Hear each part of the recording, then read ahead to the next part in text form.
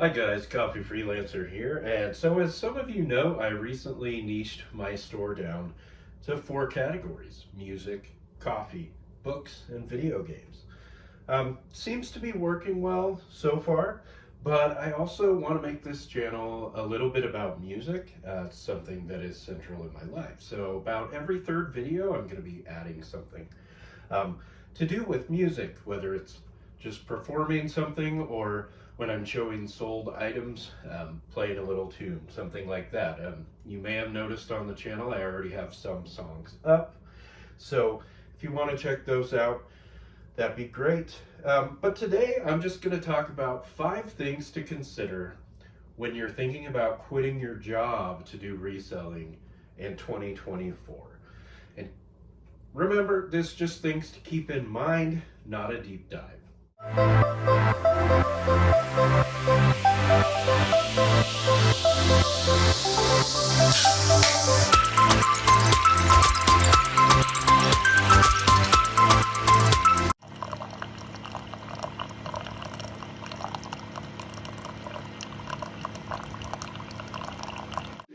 So we found this Penguin hot cold server.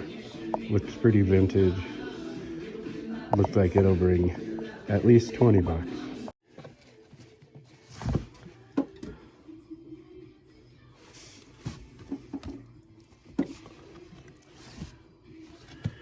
Did not find any records today.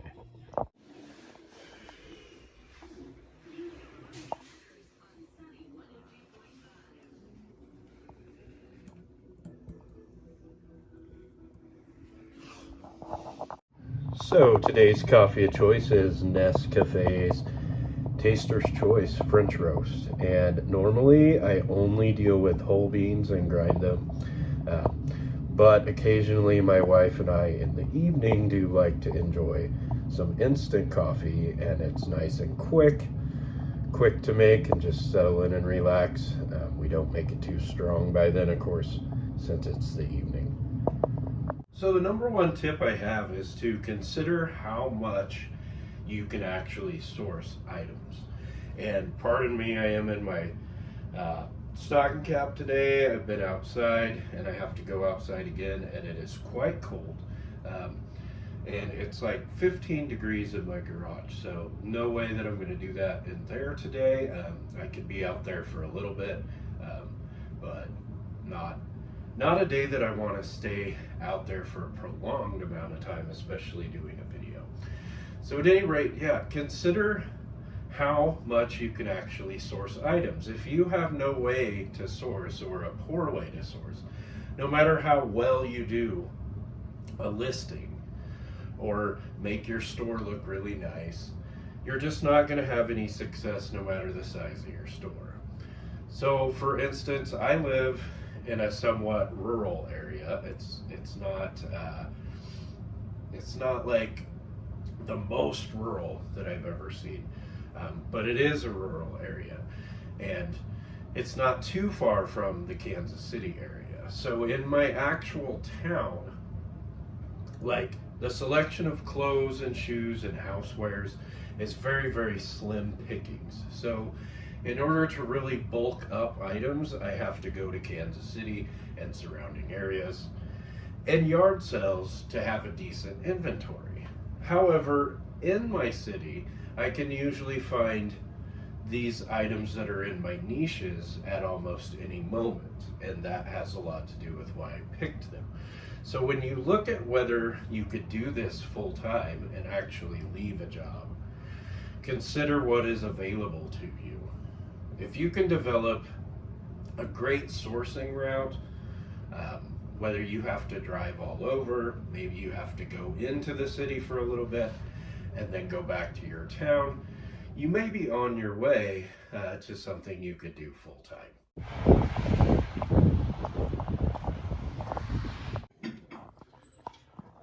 Not looking like a very fruitful day here.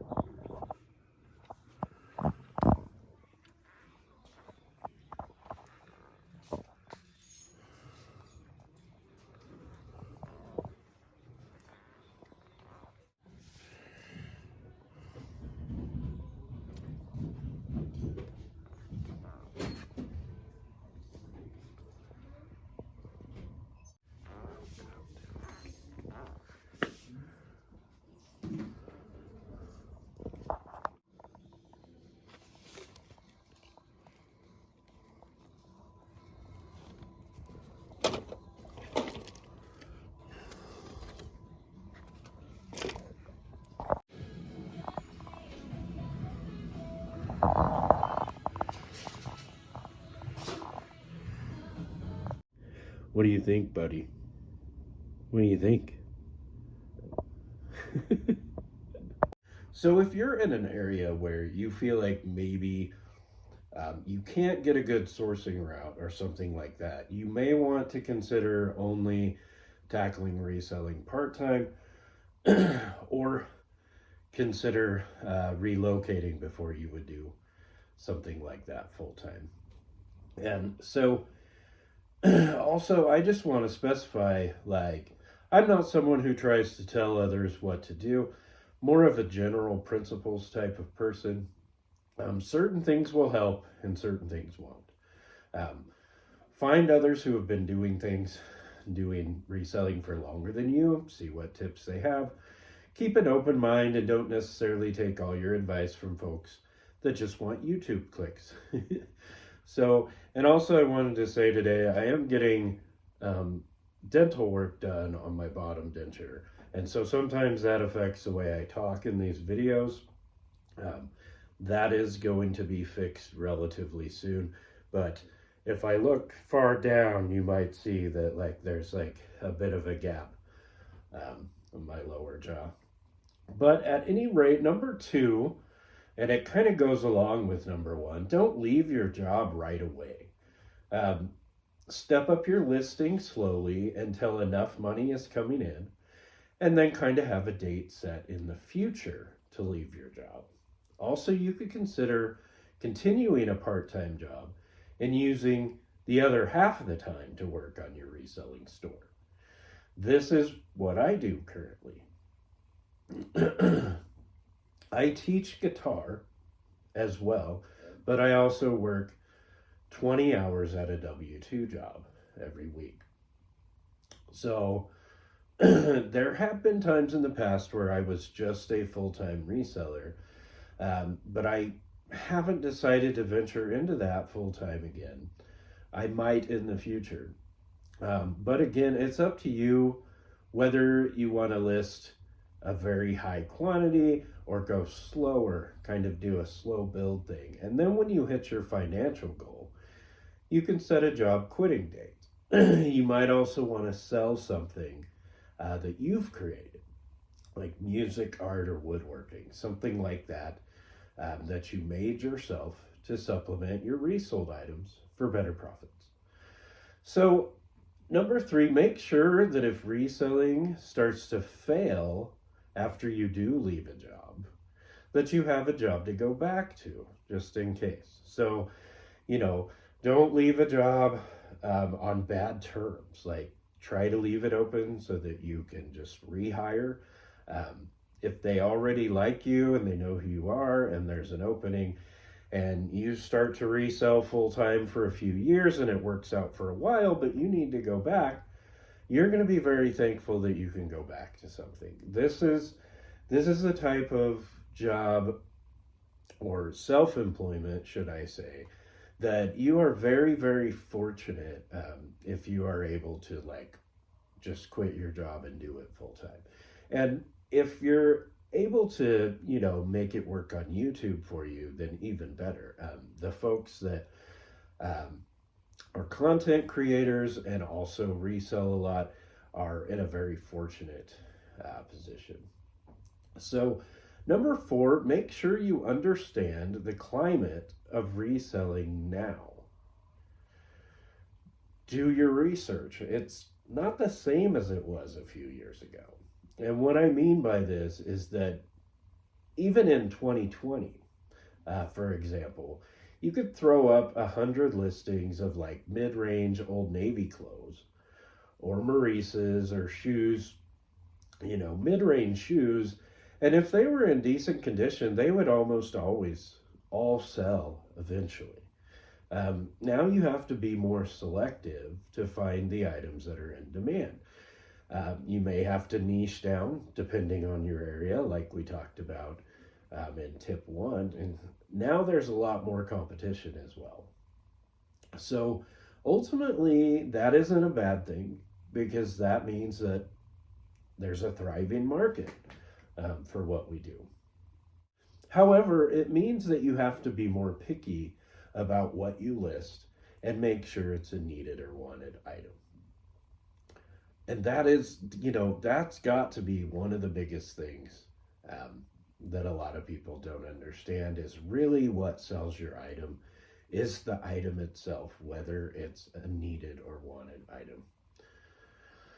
And again, I'm not an expert. This is just my 2 cents.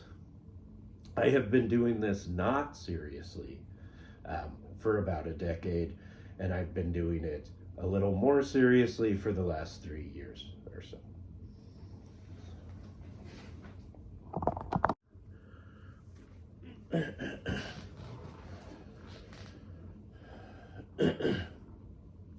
So number 5, be flexible and disciplined. If you're a person who can't self-motivate, or you don't do well with the changing tide of selling, it may not be the thing for you to do full-time. You may just want to stay very part-time or very casual with it. Consistency is really a key, like with most things. Like, figure out the size of your store. Try to list the same amount each day or weekly. Consistent small amounts of listing is better than listing 100 things and then not again for a month. The algorithm, of course, rewards regular listing. However, I'm not saying that as a hard and fast rule. Some people list a bunch and then just let it sit, and they still end up doing fine. So there's not a hard and fast rule, but generally consistency is key. And again, like I was saying in the last tip, like, it's more about what you're selling and the demand. Like, honestly, sometimes that matters more than any of this other stuff that you hear on eBay. It's really just, is there somebody that needs what you're selling? So, but at any rate, I hope you enjoyed this video. Thanks for the old folks that I have seen on here lately, and I've seen a lot of new faces on here, have added some new subs lately, and I really appreciate that. And please like, subscribe, and comment, of course, if you don't mind. If you like what you're seeing, help a small channel out. And I'm getting a lot of good feedback on the channel, and I just really appreciate that.